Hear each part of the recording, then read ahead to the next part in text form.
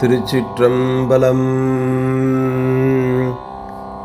திருமுறைகளில் எண்வகை மெய்ப்பாடு. ஞானசம்பந்தர், நாவுக்கரசர், சுந்தரர், மாணிக்கவாசகர் ஆகிய அருளாளர்கள் அருளிச் செய்த திருமுறைகளை முதல் 8 திருமுறைகளாக வகுத்துள்ளனர் பெரியோர்கள். இந்த திருமுறைகளில் தொல்காப்பியர் சுட்டிய எண்வகை மெய்ப்பாடுகள் நிரம்ப உள்ளன. மெய்ப்பாடு என்பது நமது உடலில் தோன்றுகின்ற உணர்வுகள். இதை தொல்காப்பியர் சொல்லும் பொழுது நகையே, அழுகை, இளிவரல், மருட்கை, அச்சம், பெருமிதம், வெகுளி, உவகை என்று அப்பால் 8 மெய்ப்பாடென்ப என்பது தொல்காப்பியர் வழங்கிய சூத்திரம். இதை அடிப்படையாக கொண்டு திருமுறைகளில் உள்ள சுவைகளை நாம் கேட்க இருக்கின்றோம். திருமுறைகளிலே நகை, அழுகை, இளிவரல் என்ற எண்வகை மெய்ப்பாடுகளும் உள்ளன. அவ்வகையில் நம்முடைய சிவநேய செல்வர்களுடைய திருவடிகைக்கு 1-2 பாடல்களை வழங்கி இந்த எண்வகை மெய்ப்பாடுகளை எப்படியெல்லாம் நம்முடைய அருளாளர்கள் பாடி அருளியிருக்கின்றனர் என்பதை தெரிவிப்பதே எங்களின் நோக்கம். திருச்சிற்றம்பலம். நகை. நகை என்பது சிரிப்பு என்று தற்காலத்தில் சொல்லக்கூடிய ஒரு சொல்லாகும். புன்னகை என்று பெண்களுடைய நகைக்கு அடைமொழி கொடுத்து சிறப்பிப்பர். இங்கே ஒரு பாடலை கேட்டவுடனே, ஒரு காட்சியை கண்டவுடனே நமக்கு நகைப்பு வருகிறது. அதன் அடிப்படையிலே பல்வேறு பாடல்களும் பல நிகழ்வுகளும் வரலாற்றிலும் இலக்கியத்திலும் இடம்பெற்றுள்ளன.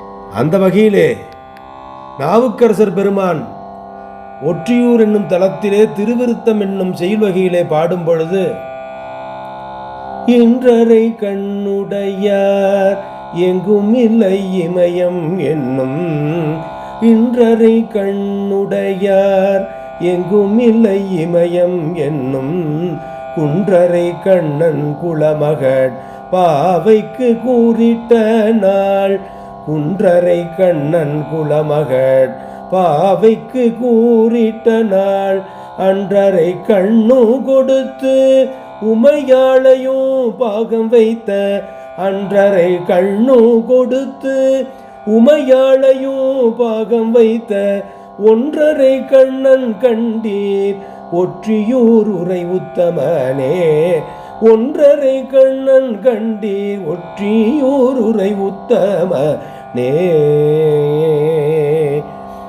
ஒற்றியூர் உரை உத்தமனே.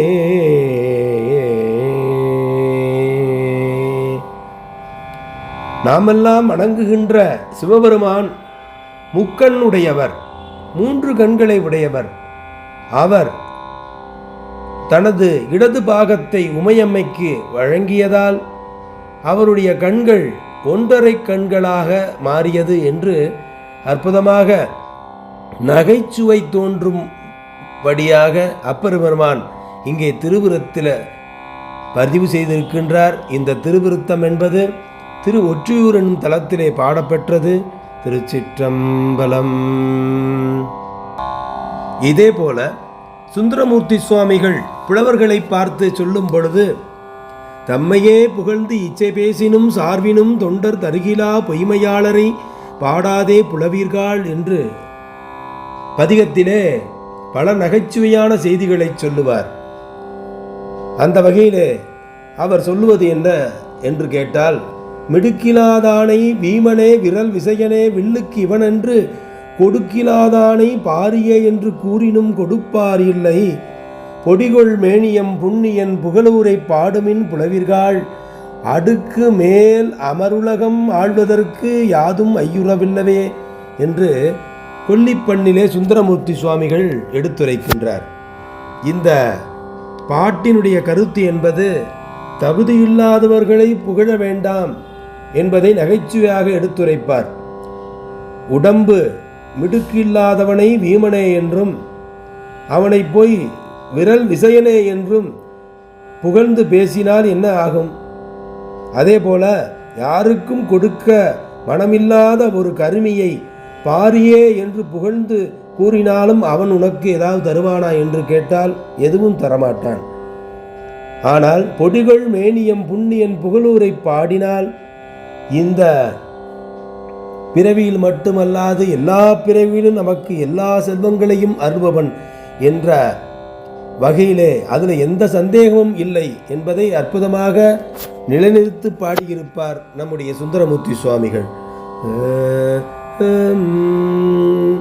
மிடுகிலாதனை வீமனே விரல் விசயனே வெள்ளுக்கிவனென்று, மிடுகிலாதனை வீமனே விரல் விசயனே வெள்ளுக்கிவனென்று, கொடுக்கிலாதானை பாரியே என்று கூறினும் கொடுப்பாரில்லை, பொடிகொள் மேனியம் புண்ணியன் புகழூரை பாடுமின் புலவிர்கள், அடுக்கு மேலமர் உலகமாழ்வதற்கு யாதுமை யுறவு இல்லையே, அடுக்கு மேலமர் உலகமாழ்வதற்கு யாதுமை யுறவு இல்லையே, யாதுமை யுறவு இல்லையே, யாதுமை உறவு இல்லையே.